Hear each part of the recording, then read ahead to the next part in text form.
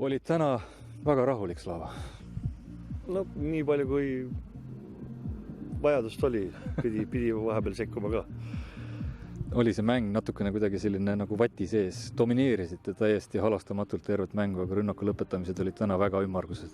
Ja no tundus jah, et saime nagu rohkem palliga mängida, saime harjutada positsioonirünnakut ja oli häid momente, et võib-olla me jäime natuke hätta selle viimase söödu või selle viimase otsuse langetamisel, et värava ette peaaegu olime jõudmas, aga võt see viimane sööt jääb praegu, jääme sellega hätta.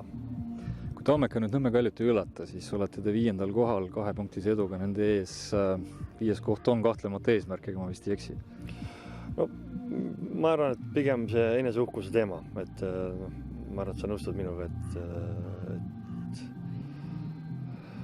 kuni esimesest 4. ei olnud midagi siin võtta, aga muud pidestali kohad, see ei oma mingit tähtsust, seega lihtsalt pigem ikkagi tahaks Tartust eespool olla ja just uhkuse tõttu.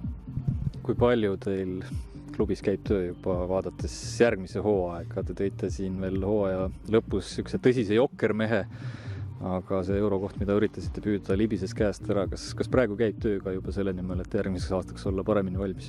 Loomulikult oleme võtnud õppust vigadest, mina olen võtnud õppust vigadest ja ma usun, et järgmine hooaeg suudame need